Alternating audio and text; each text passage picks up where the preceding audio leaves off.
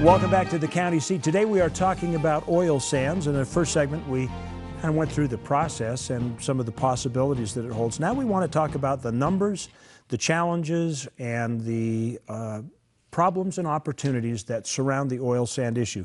Joining us from the State Institutional Trust Lands Administration, the school trust lands, is Thomas Faddis. And Tom, you are the Assistant Director in Minerals, is that correct? That's correct. In the center joining us is Commissioner Mike McKee from Uintah County, one of the most vocal advocates of energy development in the whole state. Thank you. And we also have Barclay Cuthbert, and Barclay is the Vice President of Operations for U.S. Oil Sands, the company that's trying to develop all this stuff out there. Gentlemen, thank you for joining us. Thank you for having us. Okay, listen, let me start with you, okay, Barclay. People hear about oil sands, and we've kind of established that, you know, what used to be tar sands are now called oil sands, and that was called political correctness. And they've heard stuff about Canada. In fact, there have been environmental groups that have shown the operations in Canada and how detrimental they are to the environment. How is your process different? Well, our process is it's an evolution on the mining process that's been used up in Canada for 50 years. What we've done is we've developed a method to extract the bitumen from the sands that's very responsible and is best in class on a number of different fronts. We use a solvent as well as the warm water to extract the bitumen, and we do it in a very low energy environment. So that means that the clays that are within that sand don't get suspended within the water, and you have to create these tailings ponds where the clays settle out over decades. Our process, we're able to recycle 95% of our water right away. That means that we have a very small footprint. We can reclaim the mine as we go, so we're just have a moving mine footprint as we're going. And because we're recycling the warm water, we use very low energy, comparable with the best projects up in Alberta.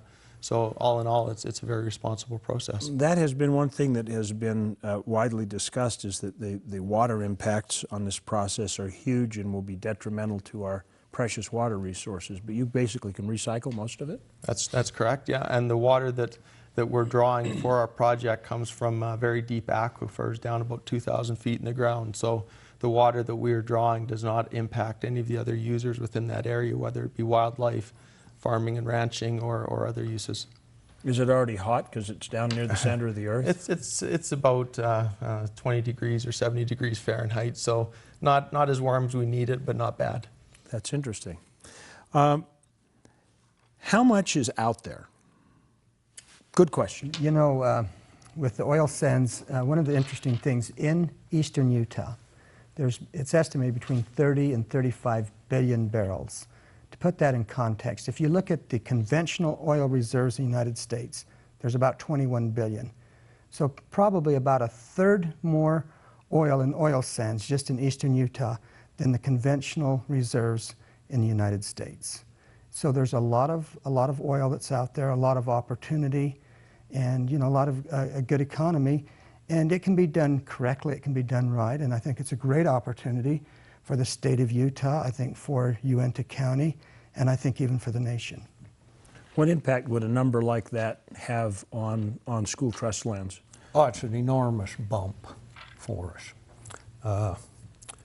Our royalties, we would expect to be a bit above 12% once the operation gets under, and that's 12% of the gross sale revenue of the tar sands. This will be a substantial sized oil producer in the state of Utah. Would it not be producing more than the next door neighbor Duchesne County is producing altogether in conventional wells? You know, I don't know the answer to that question. I think Mike wants to answer Well, real quickly, you know, I go back a couple years ago and there was about 20,000 barrels a day coming out of the Uintah Basin. I believe there's a new contract that was just signed out in our area that would be for over 40,000 barrels a day. And I don't want to be speaking for you, but I've seen the slides that indicate that, you know, you'd like to be to 50,000 barrels a day in the next 10 years or so. Sure, yeah. You think that's real doable? 50,000 in the Uintah Basin is probably is a bit of a stretch. The resource there is more fragmented than it is up in Canada, so you can't produce at the same levels. You know, we certainly would like to see 10 to 20,000 barrels a day, and you know, we'll develop as the resources out there permit us, but we want to be a large operator in the basin. How many different land agencies are involved in the area that you're trying to develop right now? Well, principally there's two. There's trust lands, and there's the federal government, the Bureau of Land Management. There is also some private land, some fee land, but the majority of it is state and federal. And what percentage of that falls into your domain, Tom? Well, I think fair to say, Barclay, that 100% of your operation would be on trust lands for a long time. So I guess my question is, if you've got all these big concentrations of trust lands, which is checkerboarded all over the state, was that just the luck of the draw that you happen to own those parcels? No, in this case, we own a large block of land in the PR Springs area. And this was acquired by exchanging trust lands primarily out of the Uintah Indian Reservation lands, where exploitation of the resource was not a socially acceptable thing. And the objective was to give trust lands where we could pursue our objective of generating revenue for the underlying beneficiaries, which in this case is the state public school system. And the resources was similar. We traded out of lands with oil sands on them. We traded out of lands that had deep coal potential in the Neslin Formation with associated methane gases, and deeper conventional oil and gas targets. And this has been our objective with these lands since day one. Well, Sittla's actually gone through quite a transformation in the last 7 or 8 years as far as the amount of money that you're generating on an ongoing basis. Has there been a shift in your policy or your way you look at the lands you manage? Well, I'm in my 15th year with trust lands, and the agency did change its methods of operation a few years before I come to work for them. But beneficiary representatives, our board of directors, and state legislature, the governor, they formed the agency of Sittla to pursue the objectives of generating revenue for the beneficiaries. And what makes the best revenue for you? Oil and gas. Without a doubt. Without a doubt. Doesn't that make you feel important, Barclay? We'd like to contribute for sure. One more question for you before we have to take a break.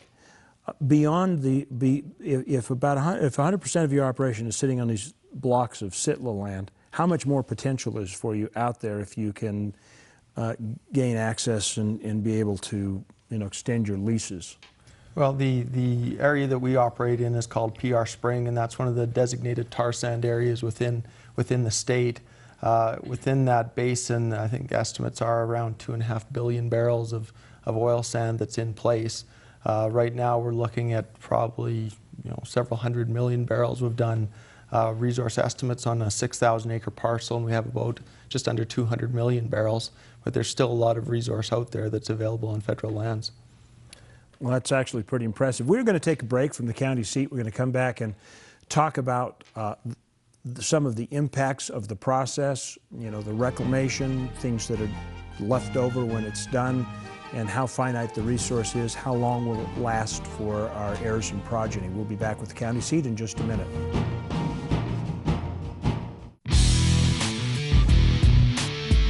In San Rafael country, you'll discover more adventure and excitement than you can imagine. And it's only 2 hours from the Wasatch Front. Find gorges that descend thousands of feet, trails that go on forever, and the solitude of finding a place all your own. Emery County and the San Rafael Swell. We're closer than you think. Industry is the symbol of Utah. Beauty is what makes it unique. Nowhere else are these two qualities exemplified, like in Uintah County. Oil and gas extraction, pioneer history, the spirit of hard work and integrity that feed our state. Built in the middle of the most spectacular backdrop in the West. Isn't it time you found the balance you've been looking for? Uintah County, Utah. where industry meets inspiration. Rediscover your sense of adventure. Welcome to San Juan County. Discover the past. A change of place.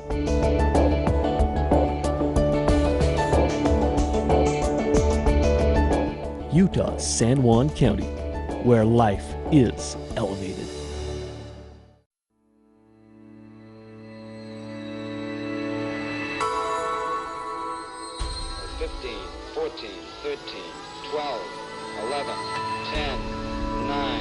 We have ignition sequence start. Engines on. 5, 4, 3, 2, 1, 0. Launch commit. Liftoff. We have liftoff. 3 minutes past the hour.